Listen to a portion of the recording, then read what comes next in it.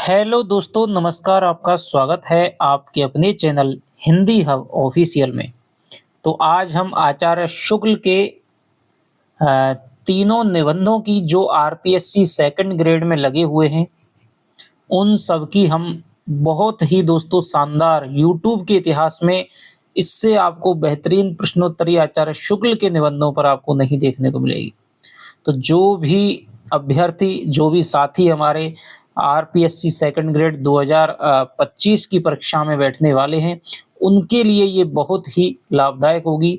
इसके अलावा जहाँ-जहाँ पर आचार्य शुक्ल के निबंध, चाहे वो नेट में लगे हुए हों, चाहे वो असिस्टेंट प्रोफेसर में लगे हुए हों, तो उन पे आधारित ये प्रश्नोत्तरी आपको निश्चित ही लाभदायक सिद्ध होगी। तो चलिए हम बिना किसी देरी के शुरू करते हैं। इससे पहले एक प्रश्नोत्तरी हमने दोस्तों करा रखी है चैनल पे, आपको आरपीएससी सेकंड ग्रेड 2025 की प्लेलिस्ट में आपको देखने को मिल जाएगी। लेकिन ये हमने नए सिरे से हमने कुछ प्रश्नोत्तर हैं वो बनाने का प्रयास किया है। तो थोड़ा क्वेश्चनों का क्या है कि एक क्रम में गड़बड़ा गया है, इस पे आप ध्यान नहीं दें। कर्म में आनंद अनुभव करने वालों का ही नाम है उत्साही, वीर, कर्मण्य, साहसी। बताइए दोस्तों, आपने कितना अच्छे से निबंध पढ़े हैं। निबंध भी मैंने बहुत अच्छी तरह से पढ़ा रखे हैं, आप उनको जाकर के पढ़ सकते हैं यदि आपके पास समय है। आपका पता लग जाएगा कि आपने कितनी अच्छी तरह से आपने पढ़ रखे हैं। तो कर्म में दोस्तों आनंद अनुभव करने वालों का ही नाम क्या हो जाएगा? कर्मण्य हो जाएगा दोस्तों। ये क्वेश्चन आरपीएससी द्वारा पूछा भी जा चुका है। कर्म में जो आनंद अनुभव करते हैं उनका नाम क्या है? कर्मण्य हो जाएगा। तो इसका उत्तर हो जाएगा दोस्तों कर्मण्य। अगला हमारा प्रश्न है, मनुष्य की संपूर्ण, यदि आप लगभग 70 के लगभग ये प्रश्न है, यदि आप दोस्तों यहाँ पर हमारे 55 प्रश्नों का भी यदि आप सही से सही उत्तर दे देते हैं, तो आप मानिएगा आपका क्वेश्चन है 2 या 3 क्वेश्चन आएंगे, 2 क्वेश्चन तो आपके वो सही जाने वाले हैं। मनुष्य की संपूर्ण रागात्मिका वृत्तियों को उत्कर्ष पर ले जाने और विशुद्ध करने का सामर्थ्य किसमें है? मानव धर्म में, वाणिक धर्म में, भगवत धर्म में, क्षात्र धर्म में।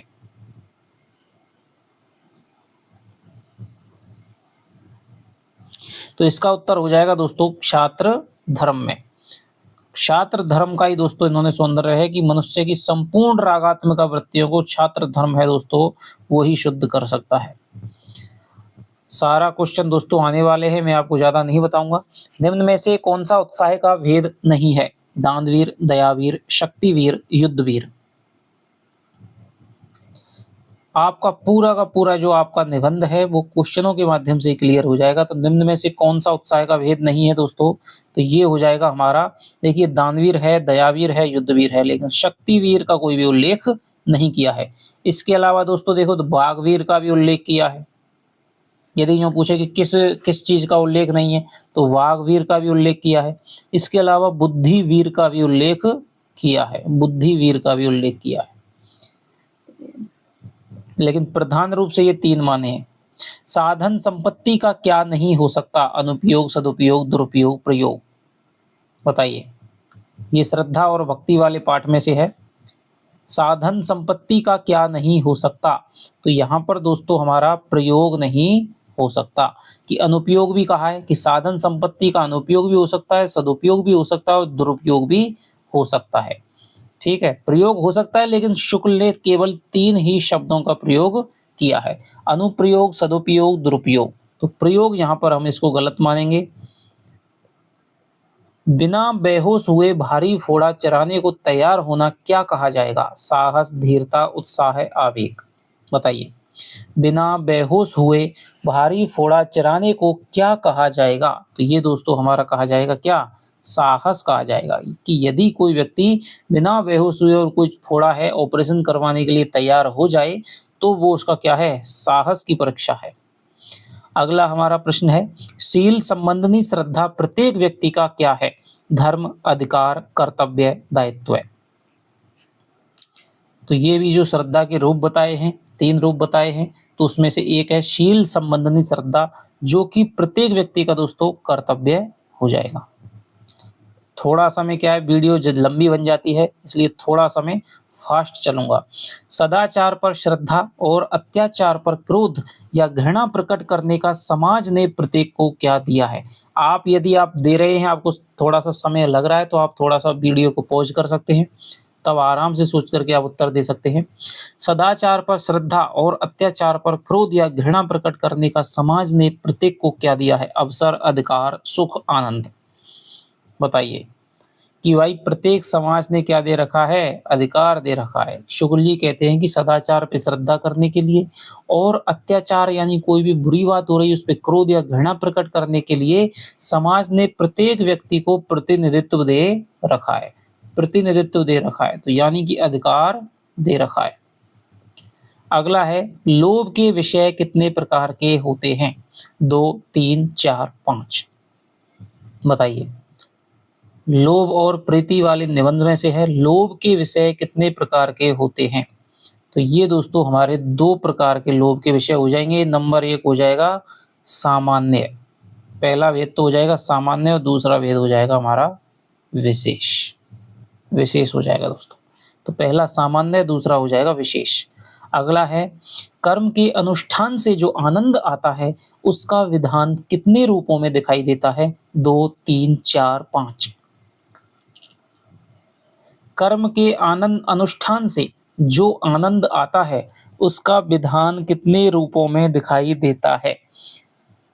तो ये दोस्तों हमारा 3 रूपों में दिखाई देता है। उसके भी नाम हैं, वो आगे आने वाले हैं। कौन सा कथन असंगत है। अब असंगत बताना है, यानी 3 तो एक जैसे होंगे, चौथा अलग होगा। श्रद्धा महत्व की आनंदपूर्ण स्वीकृति के साथ पूज्य बुद्धि का संचार है। जिन कर्मों के प्रति श्रद्धा होती है उनका होना संसार को वांछित है। ये वांछित है दोस्तों, वांछित नहीं है, वांछित है। श्रद्धा अधिकतर स्वाधीन कार्यों पर निर्भर होती है। श्रद्धा में कभी कभी स्वार्थ का सम्मिलित भाव भी देखा जा सकता है। बताइए,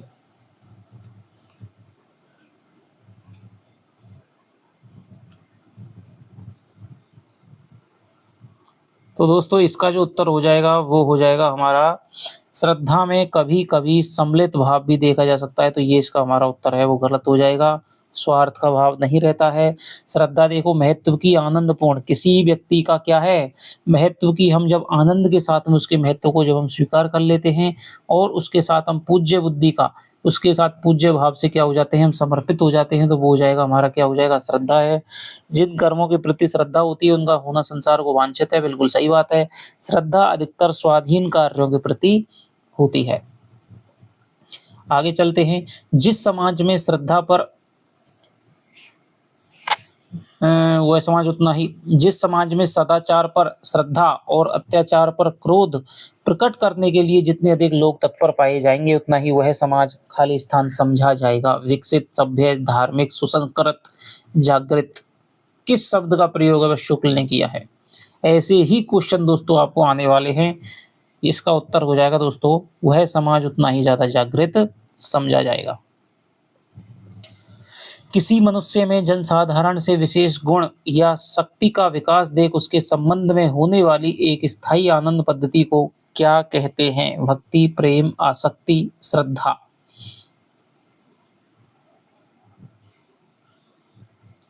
तो किसी मनुष्य में जनसाधारण से दोस्तों विशेष गुण और शक्ति का विकास देख के जो आनंद पद्धति होगी उसको हम क्या कह देंगे, श्रद्धा दोस्तों कह देंगे। अगला है, कौन सा कथन असंगत है। प्रेम का भाव शुरुआत में लोभ से युक्त रहता है। श्रद्धा दूसरों के अनुभव पर भी जगती है। प्रेम एकमात्र अपने ही अनुभव पर निर्भर नहीं रहता। प्रेमी प्रिय के हृदय पर अपना अधिकार चाहता है।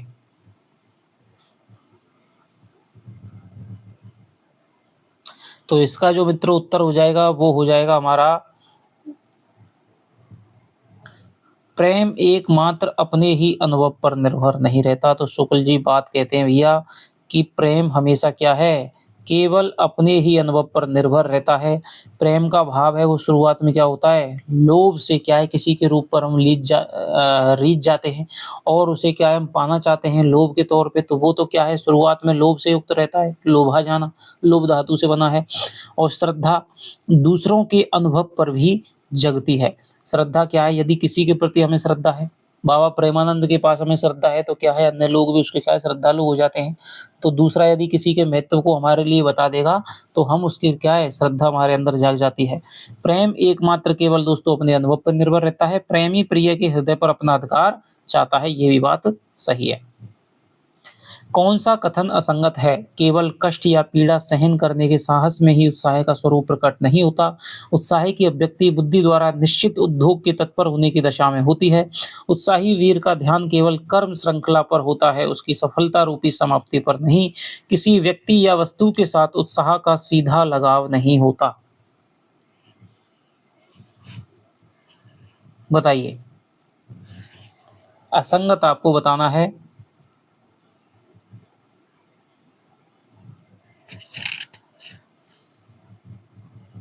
तो दोस्तों इसमें हमारा देखिए, हम देखते हैं एक एक कथन को।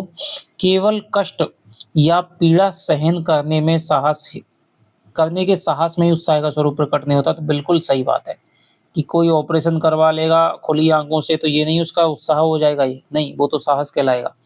उत्साह की अभिव्यक्ति बुद्धि द्वारा निश्चित उद्योग के तत्पर होने की दशा में होती है। बिल्कुल सही बात है साहब, कि जब आप उत्साह तभी आपका प्रकट होगा जब आपकी बुद्धि क्या है, किसी कर्म में क्या हो जाएगी, प्रवृत्त हो जाएगी।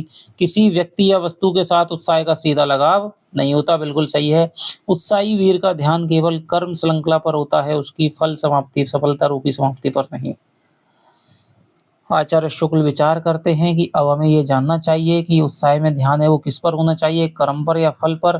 तो वो कहते हैं कि जो भी उत्साही वीर होता है उसका ध्यान कर्म श्रृंखला से होता हुआ उसके परिणाम रूपी सफलता रूपी समाप्ति तक लगातार पूरी क्रिया पर फैला रहता है। तो यही जो कथन है दोस्तों वो गलत हो जाएगा कि उत्साही वीर का ध्यान है वो पूरे कर्म श्रृंखला कर्मों पर भी रहता है और उसकी सफलता रूपी समाप्ति तक फैला रहता है। अगला क्वेश्चन है, निम्न में से कौन सा कथन शुक्ल की मान्यता के विपरीत है? कर्म मात्र के संपादन में जो तत्परतापूर्ण आनंद देखा जाता है उसे भी उत्साही कहते हैं। कर्म सौंदर्य के उपासक ही सच्चे उत्साही कहलाते हैं। सभी कर्मों में साहस अपेक्षित नहीं होता है। आनंद का लगाव किसी क्रिया या व्यापार के परिणाम से होने पर उत्साह की संज्ञा प्राप्त होती है।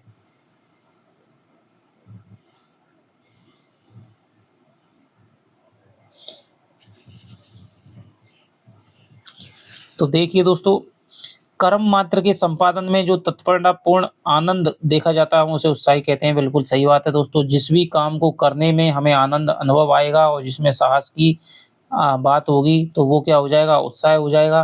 कर्म सौंदर्य के उपासक, बहुत ही अच्छी लाइन है दोस्तों कि पूछा जा सकता है कर्म सौंदर्य के उपासक क्या कहलाते हैं, तो सच्चे उत्साही कहलाते हैं। सभी कर्मों में साहस अपेक्षित नहीं होता, लेकिन उत्साह जरूर ऐसा नहीं है कि जिनमें साहस होगा। कोई बड़ा भारी विकट काम करेंगे जिनमें साहस ज़्यादा जरूरी है वही उत्साही के अंतर्गत आएंगे, नहीं। कर्म मात्र के संपादन में जो तत्परतापूर्ण आनंद देखा जाता है उसे भी उत्साही हम कह सकते हैं।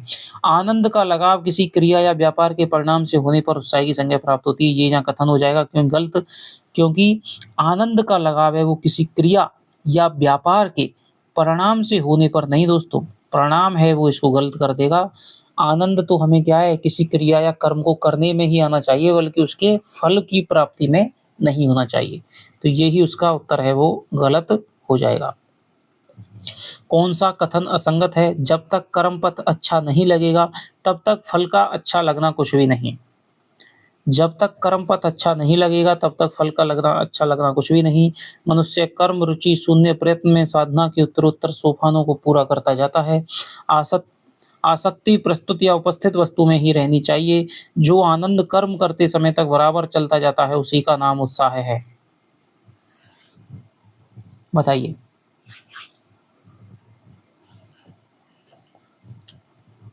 तो देखिए दोस्तों, जब तक कर्म पथ अच्छा नहीं लगेगा, यानी जब तक आपको काम करने में मजा नहीं आ रहा है, तब तक जो फल है, यदि आपको वो अच्छा लग रहा है, केवल फल पर ही ध्यान है, तो वो भी क्या है दोस्तों, कुछ नहीं है। तो ये बात सही है बिल्कुल। मनुष्य कर्म रुचि शून्य प्रयत्न में साधना के उत्तरोत्तर सोपानों को पूरा करता जाता है, ये यहाँ पर कथन गलत हो जाएगा। यदि कर्म रुचि शून्य, यदि कर्म में आपकी रुचि नहीं है और यदि आप प्रयत्न कर रहे हैं तो वो साधना के उत्तरोत्तर सोपानों को पूरा नहीं कर पाता है। आसक्ति यानी आसक्ति है वो प्रस्तुत या उपस्थित वस्तु में ही रहनी चाहिए। भाई आप कोई काम कर रहे हैं तो फल तो बहुत दूर रहता है, वो आपके सामने नहीं रहता है। आपके सामने तो जो आप काम कर रहे हैं, जो भी प्रयत्न कर रहे हैं वो आपके सामने रहता है।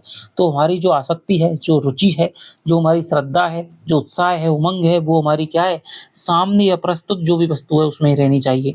जो आनंद कर्म करते समय तक बराबर चला जाता है उसी का नाम क्या होता है दोस्तों, उत्साह होता है। कौन सा कथन है वो असंगत है? कर्म की विशेष आसक्ति से फल के लाघव की वासना उत्पन्न होती है। बुद्धि द्वारा पूर्ण रूप से निश्चित की हुई व्यापार परंपरा का नाम ही उत्साह है। कर्म में आनंद लेने वाले को फल अप्राप्ति पर भी पछतावा रहता है।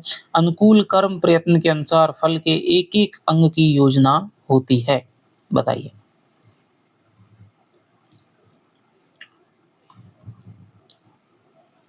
तो देखिए, हम देखते हैं, कर्म की विशेष आसक्ति से फल के लाघव की, दोस्तों ये यहाँ पर क्या है, उल्टा कर दिया है। जबकि होना यही चाहिए था कि फल की विशेष आसक्ति से कर्म के लाघव की वासना उत्पन्न होती है। शुक्ल जी कहते हैं कि जब भाई आप किसी कर्म फल पे ध्यान दोगे और फल को बहुत जल्दी प्राप्त करना चाहोगे तो क्या है, आप कर्म कर ही नहीं पाओगे। आपको लग रहा है सामने दिख रहा है फल है, लेकिन आपको क्या रहेगी, हड़बड़ी रहेगी, तो आप बहुत जल्दी कर्म को करने की कोशिश करेंगे। तो कर्म के लाघव की वासना आपको क्या हो जाएगी, उत्पन्न हो जाएगी, यदि आपको विशेष आसक्ति केवल फल ही फल में होगी। तो ये यहाँ पर गलत हो जाएगा। बुद्धि द्वारा पूर्ण रूप से निश्चित की हुई व्यापार परंपरा का नाम ही दोस्तों क्या है, उत्साह है। तो ये भी यहाँ पर दोस्तों क्या हो जाएगा, गलत हो जाएगा।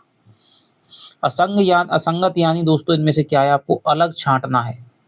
तो बुद्धि द्वारा पूर्ण रूप से निश्चित की हुई व्यापार परंपरा का नाम दोस्तों क्या हो जाएगा, प्रयत्न हो जाएगा। प्रयत्न कहते हैं कि क्या है, उत्साह नहीं है बल्कि क्या है, प्रयत्न है। कर्म में आनंद लेने वाले को फल अप्राप्ति पर भी पछतावा रहता है। तो ये भी दोस्तों क्या हो जाएगा, गलत हो जाएगा कि जो व्यक्ति कर्म में आनंद लेता है ना, यदि उसको फल की प्राप्ति ना भी हो तब भी उसको क्या है, पछतावा नहीं रहता, उसको एक संतोष रहता है कि चलो मैंने अपने पूर्ण मन से कर्म तो किया। तो यदि आप पूर्ण मन से तैयारी कर रहे हैं, पूरे उत्साह के साथ, जोश और जुनून के साथ, तो आपको भी यदि आपका सिलेक्शन मान लीजिए नहीं होता है तो कम से कम आपको इस बात का अफसोस नहीं रहेगा कि आपने अच्छी तरह से तैयारी नहीं की। अनुकूल कर्म प्रयत्न के अनुसार फल के एक एक अंग की योजना होती है कि जैसा जैसा आप कर्म करता जाते हैं, आज यदि आप पढ़ेंगे तो फल के एक एक अंग की, फल कोई बनी बनाई चीज नहीं है। शुक्ल जी कहते हैं कि फल ऐसा नहीं है कि आज बन गया, बल्कि आप जैसे जैसे कर्म करते जाते हैं उतना ही फल भी आपके हिस्से में जुड़ता जाता है। तो ये हो जाएगा दोस्तों, यहाँ पे हमारा एक ये कथन है वो सही है, बाकी तीनों कथन है वो हमारे गलत हैं। कौन सा कथन गलत है? शील संबंधी श्रद्धा है दोस्तों। कई बार क्या है कि टाइपिंग मिस्टेक आपको देख लेनी है, टाइपिंग मिस्टेक हो जाती है। शब्द जैसे श्रृंखला था तो वो श्रृंखला ये हो जाएगा, ठीक है, ये श्रेय है वो मिलता नहीं है टाइपिंग में। तो शील संबंधी श्रद्धा, अब ये भी क्या है, श्रद्धा ये हो जाएगी। प्रत्येक समाज का कर्तव्य है, बिल्कुल सही बात है। शील या धर्म के सामान्य लक्षण संसार के प्रत्येक सभ्य जन समुदाय में प्रतिष्ठित हैं। शील संबंधी श्रद्धा में किसी प्रकार का रुचिभेद या मतभेद नहीं होता है। श्रद्धा धर्म की पहली सीढ़ी है। बताइए।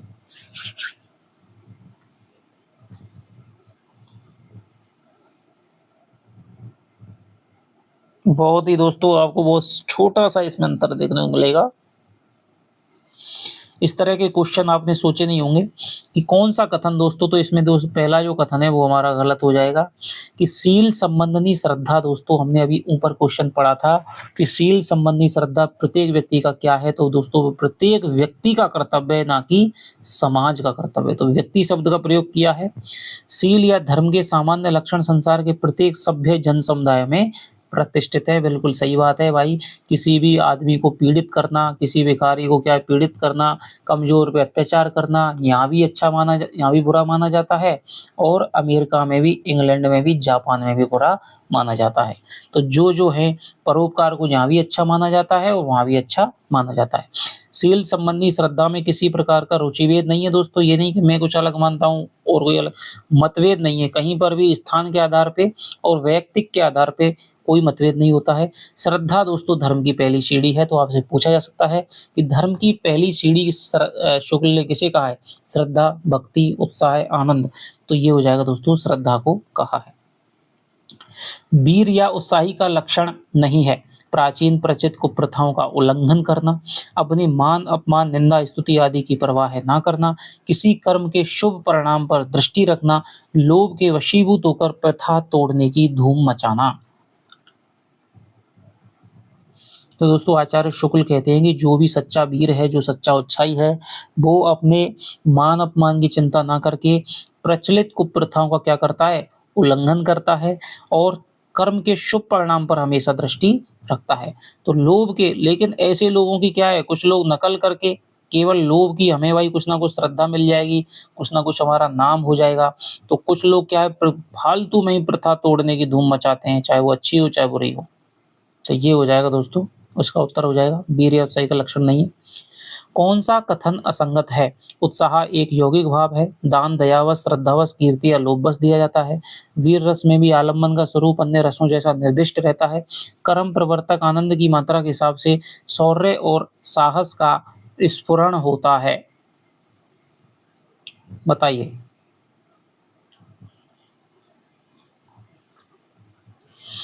तो उत्साह दोस्तों हमारा क्या है? यौगिक भाव है, जिसमें हमारा साहस है और आनंद का योग रहता है। दान दयावश है, श्रद्धावश है, कीर्ति या लोभवश दिया जाता है। बिल्कुल सही बात है दोस्तों। वीर रस में आलम्बन का स्वरूप अन्य रसों जैसा निर्दिष्ट रहता है, ये यहाँ पर गलत हो जाएगा, क्योंकि वीर रस में मान लीजिए किसी भिखारी को हमने दान दिया तो उसका आलम्बन भिखारी हो जाएगा, किसी पीड़ित पे हमने दया करी तो उसका जो आलम्बन है वो पीड़ित व्यक्ति हो जाएगा। लेकिन जो वीर रस में जो आलम्बन है वो कोई शत्रु नहीं होता है, ठीक है। अन्य रसों जैसे अन्य रसों में जो स्पष्ट रूप से निर्दिष्ट रहता है, वीर रस में नहीं रहता है, जबकि वीर रस का तो क्या होता है? युद्ध कर्म ही उसका आलम्बन रहता है। कर्म प्रवर्तक आनंद की मात्रा के हिसाब से शौर्य और साहस का स्फुरण होता है। तो कर्म में दोस्तों क्या हो जाएगा? प्रवर्तक आनंद की जितना ज्यादा आनंद आएगा उसी हिसाब से तुम्हारा शौर्य और साहस का देखने को मिलता है। तो इसका जो उत्तर हो जाएगा गलत है, वो ये हो जाएगा, अन्य रसों जैसा निर्दिष्ट नहीं रहता है। तो ये बात कही है। कौन सा कथन है दोस्तों वो असंगत है? जहाँ फल का लोभ प्रधान होता है वहाँ कर्म विषयक आनंद उसी फल की भावना की तीव्रता या मंदता पर अवलंबित रहता है। फलासक्त उत्साही असफल होने पर खिन्न और दुखी होता है। कर्म श्रृंखला की अंतिम कड़ी पर फल के आनंद की अनुभूति होती है। कभी कभी किसी एक विषय से उत्पन्न आनंद का प्रभाव अन्य व्यापारों में भी दिखाई देता है। कर्म प्रधान उत्साह बराबर एक रस रहता है। बताइए।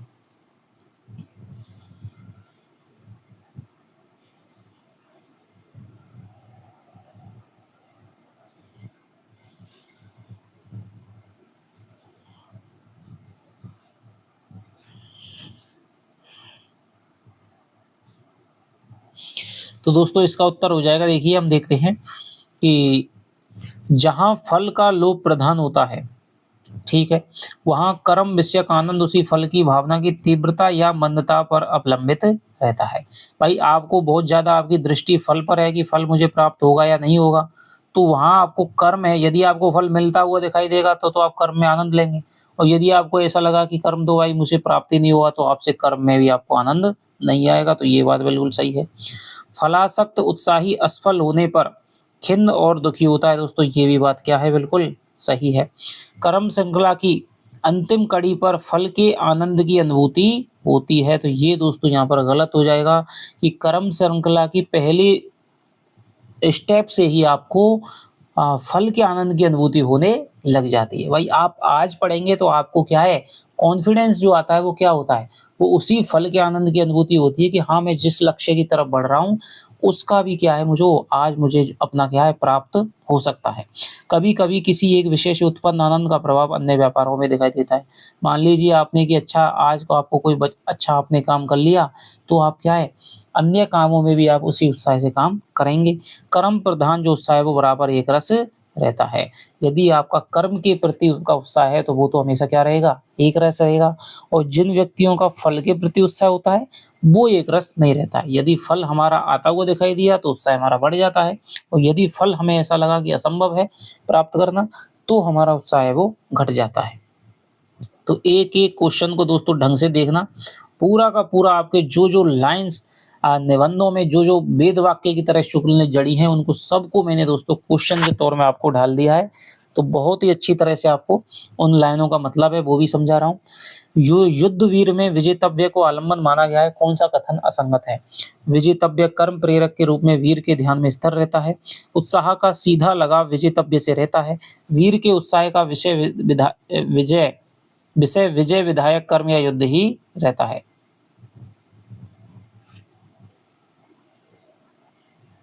बताइए। तो इसका जो दोस्तों उत्तर हो जाएगा, देखिए देखते हैं। युद्ध वीर में विजेतव्य, विजेतव्य होता है दोस्तों जिस पर विजय प्राप्त करनी है, जो विजय प्राप्त करने के योग्य है।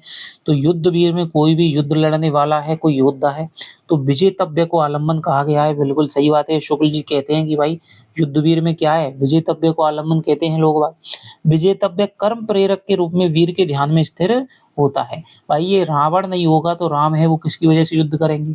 तो रावण राम के ध्यान में है तो सही, लेकिन उत्साह का, लेकिन राम जिस शक्ति से, जिस आनंद से, जिस तत्परता से युद्ध लड़ रहे हैं उसका वजह रावण नहीं है, बल्कि उत्साह का सीधा लगाव विजेतव्य से रहता है। नहीं दोस्तों, रावण की वजह से नहीं, बल्कि युद्ध वीर को तो क्या है, युद्ध में ही मजा आता है।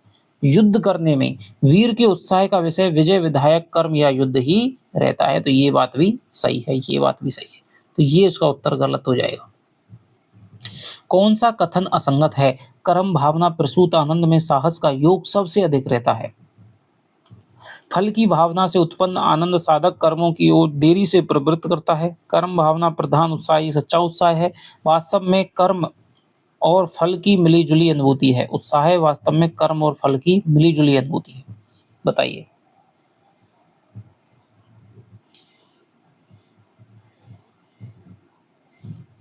तो इसमें दोस्तों देखिए, कर्म भावना प्रधान आनंद में साहस का योग सबसे अधिक रहता है। तो बिल्कुल दोस्तों क्या हो जाएगा, बिल्कुल सही हो जाएगा। कर्म भावना प्रधान है, उसमें साहस का योग है वो सबसे अधिक रहता है। फल की भावना से उत्पन्न आनंद,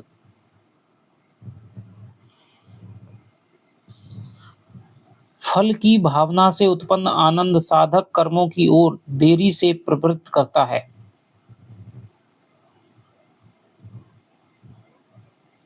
कर्म भावना प्रधान उत्साह ही सच्चा उत्साह है, ये भी दोस्तों बिल्कुल सही है। उत्साह वास्तव में कर्म और फल की मिलीजुली अनुभूति है, ये भी सही है। तो कर्म की भावना से फल की भावना से, हाँ यहाँ पर है दोस्तों देखिए, फल की भावना से उत्पन्न आनंद साधक कर्मों की ओर देरी से प्रवृत्त करता है। यदि कर्म की भावना से उत्पन्न आनंद होगा तो वो तो साधक कर्मों की ओर हमें क्या है, बहुत तीव्रता से प्रवृत्त करेगा। और यदि फल की वजह से हमारा आनंद आ रहा है तो वो हमें क्या है, साधक कर्मों की ओर देरी से प्रवृत्त करता है। यदि हमारा ध्यान केवल यही है कि हम सेकंड ग्रेड लगेंगे कि नहीं लगेंगे, तो दोस्तों मैं कह रहा हूँ आपका बहुत कठिन हो जाएगा लगना। और यदि हम रोज पढ़ने में ध्यान लगाते हैं, कर्म के प्रति उत्साह रखते हैं, केवल पढ़ने में देखते हैं कि आज हम पढ़ रहे हैं कि नहीं पढ़ रहे हैं, उसके प्रति हमारा ध्यान रहेगा, तो उससे यदि हमारा आनंद प्राप्त प्रदान होगा तो हमारा क्या होगा, बहुत जल्दी हमें फल की प्राप्ति हो जाएगी। कौन सा कथन असंगत है? श्रद्धे के आदर्श रूप का संगठन उसके फैलाए हुए कर्म तंतु के उपादान से होता है। श्रद्धा में मध्यस्थ अपेक्षित नहीं होता है। श्रद्धा का कारण निर्दिष्ट और ज्ञात होता है। श्रद्धा में कर्म प्रधान है ना कि व्यक्ति। बताइए।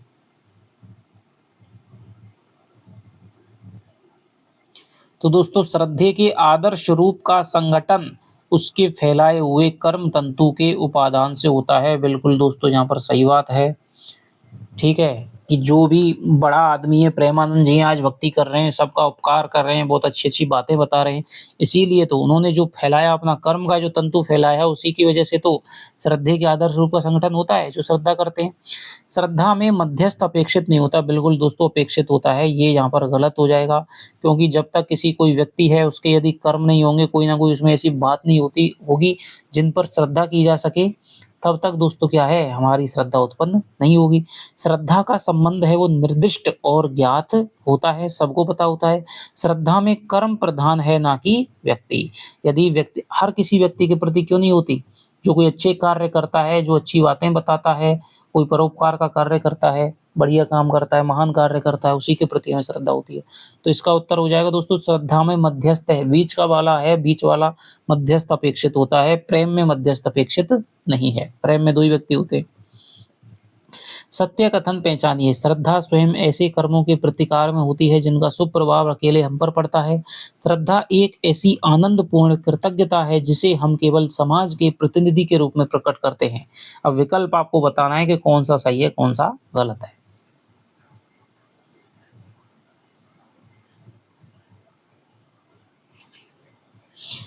तो दोस्तों श्रद्धा है वो ऐसे कर्मों के प्रतिकार में होती है जिनका शुभ प्रभाव हमारे पर नहीं पड़ता दोस्तों, बल्कि क्या है, पूरे समाज पर पड़ता हो।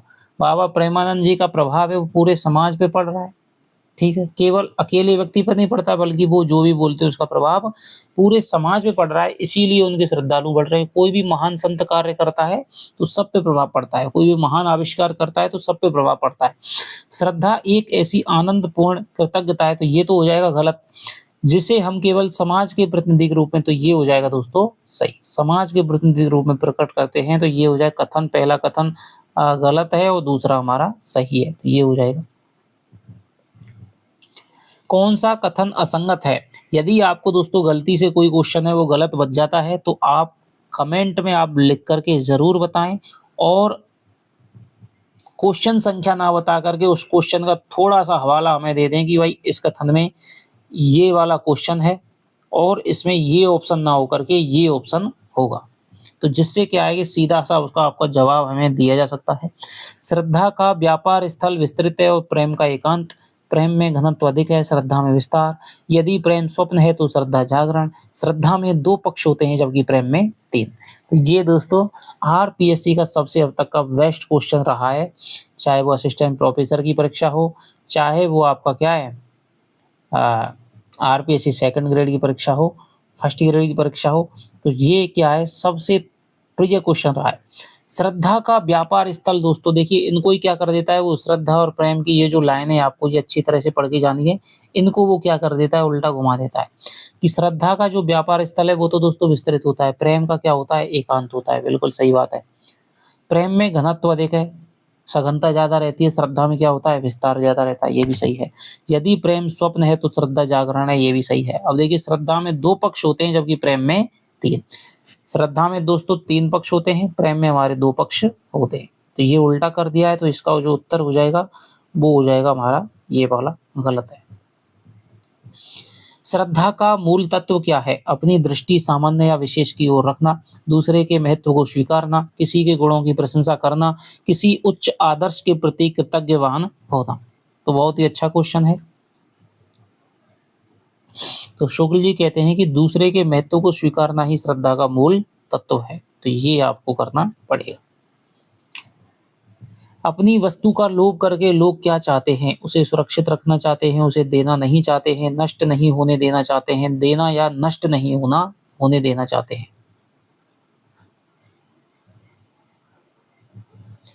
तो दोस्तों अपनी वस्तु का लोभ, यदि कोई वस्तु किसी के प्रति लोभ हो जाता है, तो बच्चा है किसी वस्तु को ले लेता है, तो वो क्या चाहता है कि ना तो मैं उसे किसी को दूं, ना ही ये वस्तु हमारी नष्ट हो।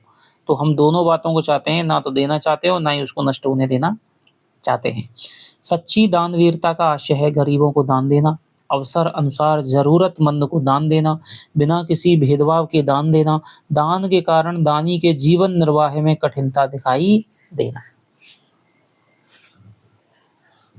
तो आपको दोस्तों उत्तर है वो मिल गया होगा कि जब तक दान कोई कर रहा है और उस दान के कारण यदि उसके जीवन निर्वाह में कोई कष्ट नहीं आए, कोई कठिनाई नहीं दिखाई दे, तब तक वो दान सच्चा दान नहीं कहा जाएगा। आपके पास 1 करोड़ रुपए हैं, आपने 100 रुपए किसी को दे दिए, तो आपके जीवन पे कोई फर्क नहीं पड़ने वाला। ठीक है, फर्क तो दान, इसीलिए दानवीर किसे कहा जाता है? कर्ण को दानवीर कहा जाता है। क्यों? क्योंकि उसने कवच और जो कुंडल दोस्तों दिए थे उन पे उसे पता था कि इनको देने से मेरी निश्चित रूप से अर्जुन से हार हो जाएगी और मुझे मृत्यु का वर्ण करना पड़ेगा। लेकिन फिर भी ये जानते हुए कि मृत्यु जैसी चीज को अंगीकार करने के भय को जानते हुए फिर भी उसने क्या है, दान किया था। उसका जीवन ही दोस्तों क्या हो गया, खत्म हो गया। तो इसीलिए तो वो दानवीरों में नाम आता है कृष्ण का। तो जब तक आपको कोई कठिनाई नहीं होगी तब तक वो दान सच्चा दान नहीं है, वही सच्चा दानवीर है। तो ये हो जाएगा उत्तर। लोभ के कौन से पक्ष हैं? सुखात्मक, दुखात्मक, धनात्मक, ऋणात्मक, उज्जवल, मलिन, प्रकाश में, अंधकार में। तो आपको सीधा पता लग जाएगा दोस्तों, लोभ के 2 पक्ष होते हैं, सुखात्मक और दुखात्मक। लोभ के दोस्तों विषय भी क्या होते हैं? दो होते हैं, सामान्य और विशेष। दूसरे की वस्तु का लोभ करके लोग क्या चाहते हैं? उसे लेना चाहते हैं, उसकी प्रशंसा करना चाहते हैं, उसकी पूजा करना चाहते हैं, उसकी रक्षा करना चाहते हैं। तो यदि कोई दूसरे की दोस्तों वस्तु हमें अच्छी लग जाती है तो उसे हम क्या करना चाहते हैं? उसे हम लेना चाहते हैं। कोई रक्षा नहीं करना चाहता, बल्कि चाहते हैं कि लोभ यदि है तो लालच है तो क्या करता है कि इस वस्तु को हमें मिल जाए। भक्ति में शामिल है श्रद्धा और उत्साह का योग, उत्साह और प्रेम का योग, श्रद्धा और प्रेम का योग, आनंद और प्रेम का योग। तो ये भी दोस्तों बहुत अच्छी तरह परिभाषा है शुक्ल की, बहुत फेमस है कि श्रद्धा और प्रेम के योग का नाम क्या है? भक्ति है। अगला हो जाएगा क्वेश्चन, कर्मण्य किसका नाम है? कर्म करने वालों का, सफलता पाने वालों का, कर्म में आदर करने वालों का, कर्म में आनंद अनुभव करने वालों का। तो दोस्तों हमने अभी ऊपर पढ़ा था कि कर्म में जो आनंद अनुभव करते हैं उनका ही नाम क्या हो जाएगा? कर्मण्य हो जाएगा। उत्साह के योग में शामिल है कष्ट या हानि सहने की दृढ़ता, कठिनतर स्थिति में अपने को दूर रखने का प्रयत्न, कर्म में प्रवृत्त होने का आनंद। एक और तीन विकल्प हैं वो दोनों। तो इसका जो उत्तर हो जाएगा वो हमारा एक और तीन हो जाएगा, क्योंकि उत्साह में दोस्तों कष्ट और हानि सहने की दृढ़ता भी होती है और कर्म में प्रवृत्त होने का आनंद भी होता है। आनंद और साहस है वो दोनों दोनों साथ साथ चलने चाहिए। किसी भाव के अच्छे या बुरे होने का निश्चय किस विचार से होता है? अवसर के विचार से, भाव की प्रवृत्ति के परिणाम के विचार से, भाव की प्रवृत्ति के कारण के विचार से, भाव के उद्दीपन और भावन क्षमता के विचार से। तो दोस्तों कोई भाव है वो अच्छा, कोई काम है वो अच्छा कब होगा? यदि उसका परिणाम अंत भला तो सब भला। यदि उसका परिणाम है दोस्तों वो अच्छा हो जाएगा तो भाव अच्छा है। यदि कोई परिणाम बुरा है तो वो भाव बुरा है। तो भाव की प्रवृत्ति के परिणाम के विचार से है वो अच्छा है बुरे का निश्चय होता है। श्रद्धा का कौन सा प्रकार आचार्य शुक्ल ने नहीं बताया है? प्रतिभा संबंधी, शील संबंधी, व्यवहार संबंधी, साधन संपत्ति संबंधी। तो शुक्ल ने बताया नहीं है दोस्तों व्यवहार संबंधी। श्रद्धा महत्व की आनंदपूर्ण स्वीकृति के साथ साथ क्या है? पूज्य बुद्धि, पूज्य बुद्धि की प्राप्ति। पूज्य बुद्धि का संसार नहीं है दोस्तों, ये संचार है। ये है आपका संचार। पूज्य बुद्धि का आनंद। बताइए, तो श्रद्धा है वो महत्व की आनंदपूर्ण स्वीकृति के साथ पूज्य बुद्धि का क्या है? संचार है। अगला क्वेश्चन है, उत्साह नामक आनंद के नित्य लक्षण क्या है? आनंद, तत्परता, प्रयत्न और आनंद, प्रयत्न और कर्म संकल्प, आनंद और कर्म संकल्प। तो उत्साह नामक दोस्तों आनंद के नित्य लक्षण हो जाएंगे प्रयत्न और कर्म संकल्प। बहुत ही अच्छा क्वेश्चन है। दुख के वर्ग में जो स्थान वह का है, आनंद वर्ग में वह स्थान किसका है? दोस्तों ये हो जाएगा हमारा उत्साह का। पहले के पार्ट में भी हम ये क्वेश्चन कर चुके हैं। किन दो का उत्साह के बीच संचरण होता है? उत्साह और साहस का, धृति और साहस का, वीरता और साहस का, आनंद और साहस का। किन दो का उत्साह के बीच संचरण होता है? तो दोस्तों धृति और साहस का क्या होता है? उत्साह के बीच संचरण होता है, धृति और साहस। कर्म अनुष्ठान के आनंद के विधान। तो कर्म अनुष्ठान के आनंद के विधान तीन रूपों में सम्मिलित नहीं है। कर्म भावना से उत्पन्न, फल भावना से उत्पन्न, आगंतुक या विषयांतर से प्राप्त, विषय और उद्दीपन से प्राप्त। तो हमने पहले बताया था दोस्तों कर्म अनुष्ठान में आनंद के विधान है वो तीन रूपों में दिखाई देता है। तो सबसे पहले दोस्तों हो जाएगा कर्म भावना से उत्पन्न हो जाएगा, फल भावना से उत्पन्न हो जाएगा, आगंतुक या विषयांतर से प्राप्त हो जाएगा, विषय उद्दीपन वाला है वो गलत है। कला संबंधी श्रद्धा के लिए श्रद्धालु में होनी चाहिए विद्वता, धारणा शक्ति, मार्मिक निपुणता, उच्च ग्राह्य शक्ति। तो दोस्तों कला के प्रति हमारी श्रद्धा है वो तब होगी, मान लीजिए कोई कलाकार है बहुत बढ़िया चित्र बनाता है, कोई बहुत बढ़िया मूर्ति बनाता है, कोई बहुत अच्छी कविता करता है।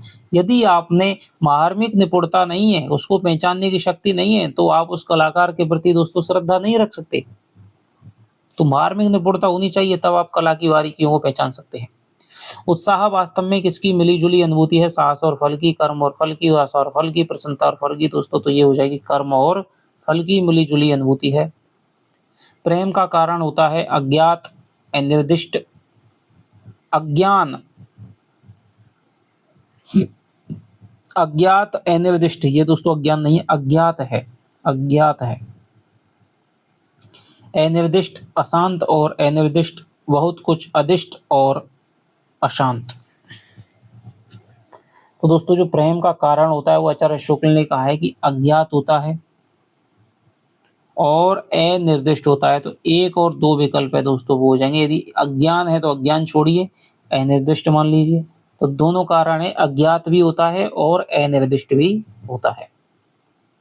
प्रेम का कारण होता है तो ये वो क्वेश्चन है।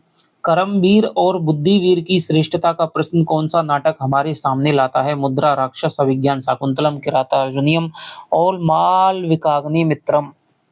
तो कर्मवीर और बुद्धिवीर की दोस्तों श्रेष्ठता का जो प्रश्न है वो हमारे सामने लाता है मुद्रा राक्षस। शूद्रक का मुद्रा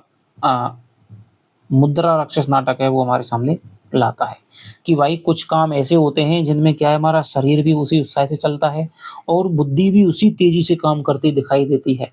तो ऐसे लोगों को कर्मवीर कहना चाहिए या बुद्धिवीर? तो ये प्रश्न हमारे सामने मुद्रा राक्षस नाटक में आता है। श्रद्धा के तीनों विषयों में से किस विषय का ध्यान मनुष्य को पहले होना चाहिए? शील संबंधी, साधन संबंधी, प्रतिभा संबंधी, कोई नहीं। तो आचार्य शुक्ल कहते हैं कि तीनों विषयों में से दोस्तों पहले सबसे पहला ध्यान है वो मनुष्य को शील संबंधी श्रद्धा का करना चाहिए।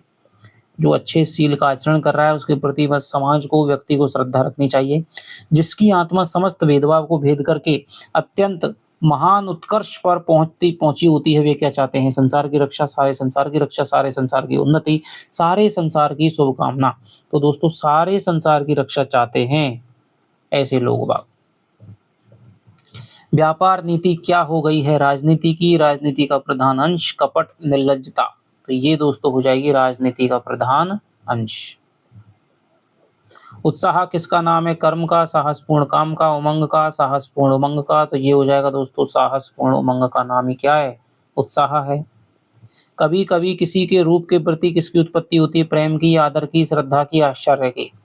तो रूप के प्रति तो दोस्तों हमारे क्या हो जाएगी? प्रेम की उत्पत्ति हो जाएगी। सलाम साधक लोग हाकिमों से मुलाकात करने से पहले अर्दलियों से क्या पूछ लेते हैं? हाकिमों का स्वास्थ्य, हाकिमों का रोग, हाकिमों का मिजाज, हाकिमों का शौक।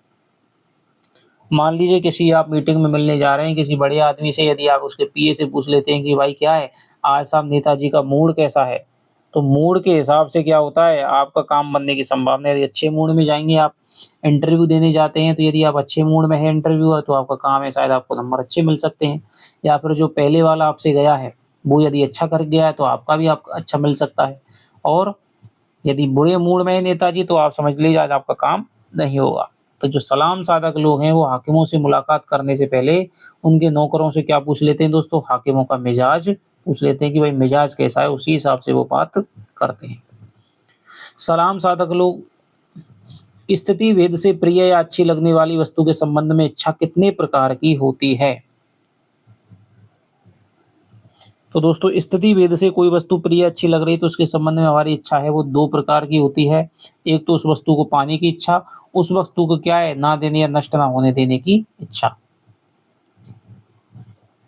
उत्साह की गिनती किस प्रकार के गुणों में होती है? विशेष, अच्छे, प्रशंसनीय, यश देने वाले। तो ये हो जाएगी दोस्तों अच्छे गुणों में उत्साह की गिनती होती है। उत्साह में कष्ट या हानि सहने के साथ साथ किसमें प्रवृत्त होने के आनंद का योग रहता है? कर्म में, निष्क्रियता में, कार्य सिद्धि में, आत्मगौरव में। तो ये कर्म में दोस्तों प्रवृत्ति का आनंद का योग है। प्रेमी प्रिय के जीवन से अपने जीवन को मिलाकर क्या तैयार करना चाहता है? संतोष, निश्चिंतता, मिश्रण, निराला मिश्रण। तो प्रेमी प्रिय के जीवन से अपने जीवन को मिलाकर के दोस्तों शुक्ल के अनुसार है वो निराला मिश्रण तैयार करना चाहता है। उत्साह के किस भेद में साहस और प्रयत्न चरमोत्कर्ष प्राप्त करते हैं? युद्ध वीरता में, दानवीरता में, दयावीरता में, धर्मवीरता में। तो युद्ध वीरता में दोस्तों साहस और प्रयत्न है वो सबसे ज्यादा अपेक्षित होता है, तो युद्ध वीरता।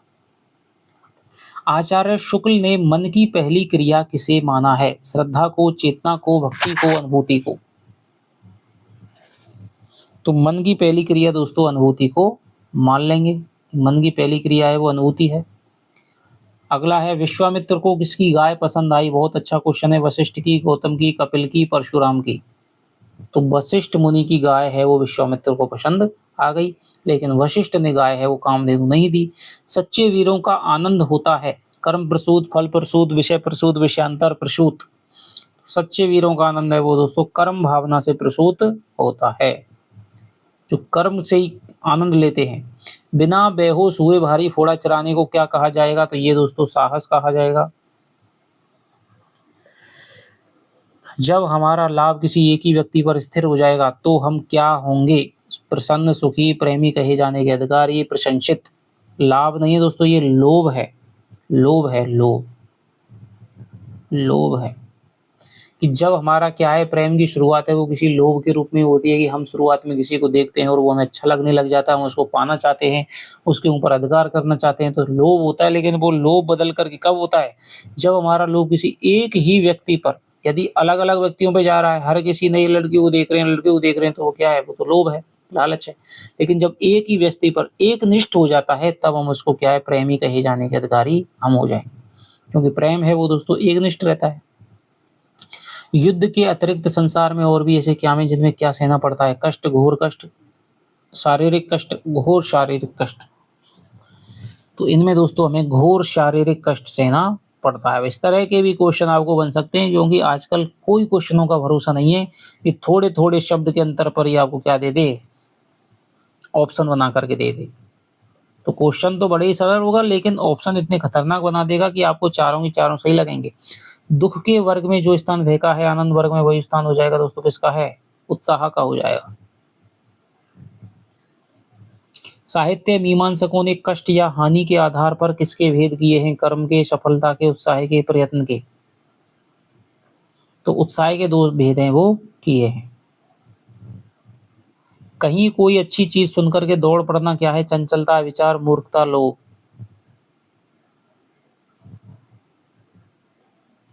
तो ये दोस्तों क्या है? लोभ हो जाएगा। शुक्र के अनुसार उत्साह का कौन सा भेद सबसे प्रधान और प्राचीन है? युद्धवीरता, दानवीरता, धर्मवीरता, दयावीरता। तो उत्साह के दोस्तों साहित्य मीमांसकों ने युद्धवीरता किया है, दानवीरता किया है, धर्मवीरता, दयावीरता किया है, लेकिन जो सबसे ज्यादा प्राचीन है वो हो जाएगा हमारा प्रधान है युद्धवीरता। किसी के रूप को देखकर हम तुरंत मोहित होकर क्या कर सकते हैं? विवाह, मित्रता, संबंध, प्रेम। तो किसी के रूप को देख करके हम क्या मोहित होकर के प्रेम हो जाता है हमें एक पल में। संगीत के पेंच पांच देखकर, दांव पेंच देख करके क्या याद आता है? हठयोग, कर्मयोग, राजयोग, स्वर योग। तो आचार्य शुक्ल को क्या याद आता है दोस्तों? हठयोग याद आता है। अगला क्वेश्चन है, भय में हम कठिन स्थिति के नियम से दुखी और कभी कभी अपने आप को उस स्थिति से दूर रखने को क्या होते हैं? निराश, आशावान, चिंतित, प्रयत्नवान। तो दोस्तों हम क्या है? उस स्थिति से अपने आप को दूर रखने के लिए प्रयत्नवान होते हैं। विशिष्ट व्यक्ति या वस्तु के प्रति होने पर लोभ को जो सात्विक रूप प्राप्त होता है उसे क्या कहते हैं? प्रीति, प्रेम, प्रीति या प्रेम, समर्पण। अब देखिए दोनों भले ही एक ही बात है, लेकिन अलग अलग ऑप्शन है, तो सबसे बढ़िया उत्तर ये माना जाएगा, क्योंकि दोनों बात कही है कि विशिष्ट व्यक्ति या वस्तु के प्रति होने पर लोभ को जो सात्विक रूप प्राप्त होता है उसे दोस्तों क्या है? प्रीति या प्रेम कहते हैं। तो आपके दोस्तों कई बहुत सारी रचनाओं के क्वेश्चन है वो मैंने करा दिए हैं, बाल कांड पे आधारित हैं क्वेश्चन, 100 क्वेश्चन लगभग। मीराबाई पदावली के, वीर सत्सई के, खून का टीका के लगभग आपके 150 क्वेश्चन 200 क्वेश्चन हैं। तो वो आप जाकर के आप लगातार 2-3 दिनों में उनकी क्लास है वो देख सकते हैं, जिससे आपको निश्चित रूप से आपको पेपर में फायदा मिलेगा। अगला हमारा क्वेश्चन है, फल भावना प्रधान उत्साह को किसका प्रच्छन्न रूप कहा गया है? शक्ति का, लोभ का, आवेग का, कर्म का। तो दोस्तों लोभ का, ये बहुत अच्छा क्वेश्चन है। फल भावना प्रधान उत्साह को लोभ का प्रच्छन्न रूप कहा गया है। लकुटी और कामरिया पर तीनों बुरों को राज्य त्यागने को कौन तैयार है? तो ये हमारे हैं, या लकुटी या कामरिया पर राज दिहूं पर को तजदारो, कोटे के एकल धोत के धाम करील के कुंजन ऊपर वारो। तो ये हो जाएंगे दोस्तों रसखान जी। श्रद्धा कैसा भाव है? उत्तम, प्रशंसनीय, सामाजिक, मानसिक। तो देखिए श्रद्धा है दोस्तों वो हमारा सामाजिक भाव है। तो ये हमारे दोस्तों आचार्य शुक्ल पे आधारित निबंधों की प्रश्नोत्तरी श्रृंखला है वो यहाँ पे पूर्ण हुई। और